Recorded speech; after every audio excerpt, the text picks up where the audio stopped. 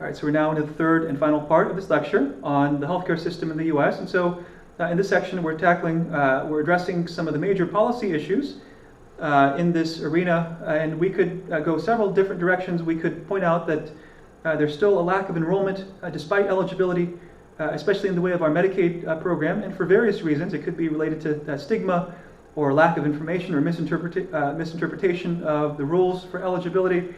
One might point out that we're still not adequately covering certain populations, namely non-U.S. citizens or undocumented, or persons with mental illness, for that matter. Or we might point out that there's a concern that people might substitute public insurance, that is Medicaid, for their private plans, where people might be purchasing private plans or simply enrolling in Medicaid, which is shifting the cost to taxpayers. That is, taxpayers are paying for health insurance coverage for certain populations.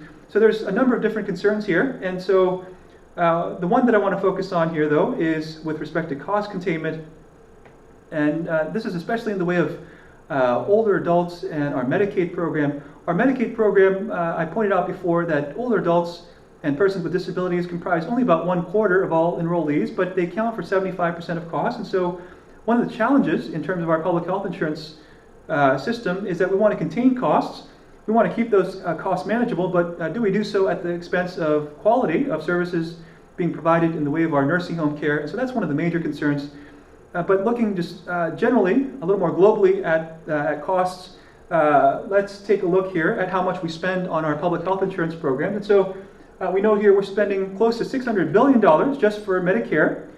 Our Medicare program, we have $600 billion there, and then Medicaid spending, we spend close to $500 billion, so together we're spending in excess of $1 trillion just for our public health insurance programs. And so to give you a gauge of what that is in terms of our public spending, so the federal budget, right? So as a percentage of the entire federal budget, so health insurance spending accounts for close to a quarter of all federal spending. So I'm pointing out here 23% of all federal spending goes towards our public health insurance program. So certainly, if we're thinking just in terms of government spending on health insurance, it's quite a large sum here. So 23% we're pointing out. Now, as a percentage, so we're not looking at percentage here. Now we're just looking at the entire health industry, how much we spend not only on Medicare and Medicaid, but just in terms of providing care, so health expenditures in the U.S., you can see that the costs are escalating significantly every 5 years. So this is accounting for inflation, so keeping those dollars constant at 2001 dollars. You can see that we were at about $200 billion as of 1965, but by 2005, we're reaching $1.8 billion. I'm sorry, that's close to, yeah, this is $188 billion. This is, we're talking about trillions. We're approaching $1.8 trillion.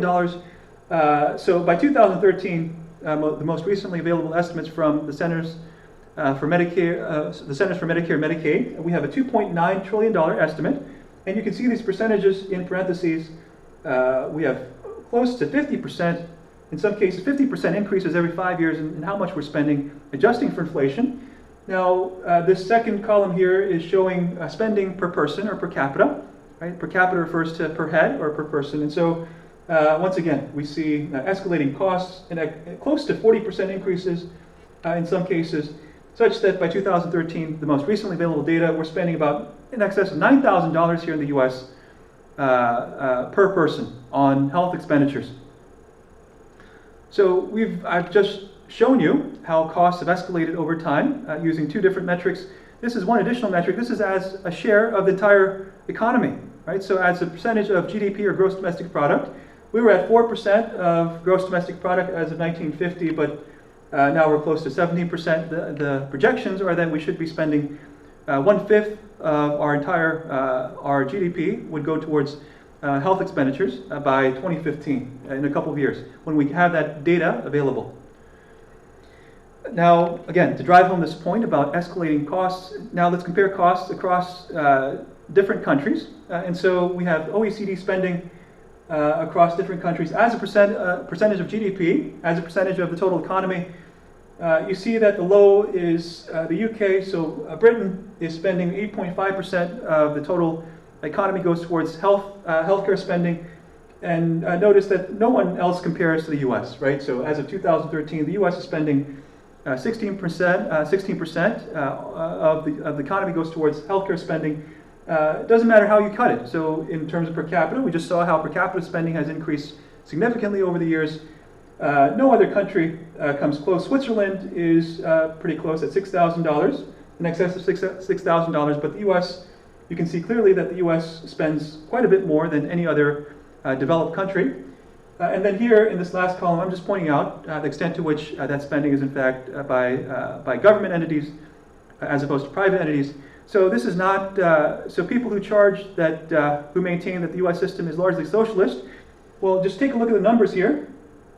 In terms of the spending that we do and the percentage that's done by government entities, and so the US is quite low, which is to say that our system is highly privatized compared to other rich countries or developed countries. Which of course begs the question of why is it so expensive, right? Why do these costs keep escalating and why is it so high compared to other countries? There are a number of different factors that the research will point out. The research will show that part of it is due to an aging population. Our population is getting older and older, and so we saw that it's much more expensive to cover the elderly and persons with disabilities. We noted that when we were talking about Medicaid, and so different reasons. We have litigation, right? Litigation against pharmaceutical companies, against health insurance companies that comprises a certain percentage. A particular proportion of those costs, and then we have other factors here as well. So escalating salaries, doctor salaries, nurse salaries that continue to escalate that we have to account for, and then some analysts will point out that some of it is just waste, right? So we're not actually spending all of that money on care per se, but some of it just has to do with administration. So U.S. is quite high in the way of administrative expenses. 31% of all spending goes towards administration. Whereas our neighbors up in Canada here are spending 15% in the way of administration. So these are just to point out some of the different factors that may go into the escalating costs. Now, finally, I just point out here, somewhat facetiously, well, what is all this spending buying us?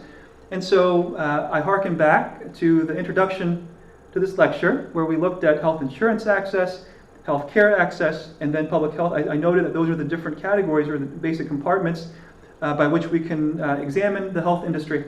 And so if we're assessing the US and what we're buying with all the spending in the way of health insurance access, we're doing better, right? We noted that the health insurance access seems to have improved. We're down to 10.4%, but if we're comparing across countries, across developed countries, most countries, in fact, all of those countries that I just named, in the way of comparisons, Canada, the UK, France, and Germany, all those countries are at 100%. 100% of their populations have health insurance coverage, so we're still not doing as well as our other comparisons.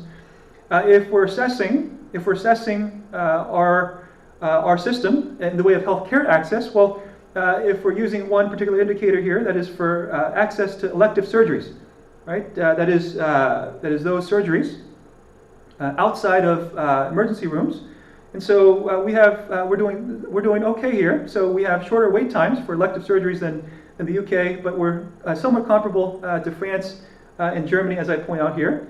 Now, the last category here, well, given all the money that we spend, is our public health better? Well, the numbers here, using two different popular indicators of public health, life expectancy and infant mortality. Our life expectancy is not much better than our comparison groups. So Canada, the UK, France, Germany have higher life expectancies than the US. We're talking about 80 years old here in the US compared to mid-80s for those countries. And then infant mortality, we have much worse infant mortality rates in the US compared to those countries. In fact, much worse than some undeveloped countries. And so to go back to the original question of, well, what is this spending buying us? You can see that we're still lagging behind some of these other comparison countries. And so this will wrap up this lecture on healthcare in the US.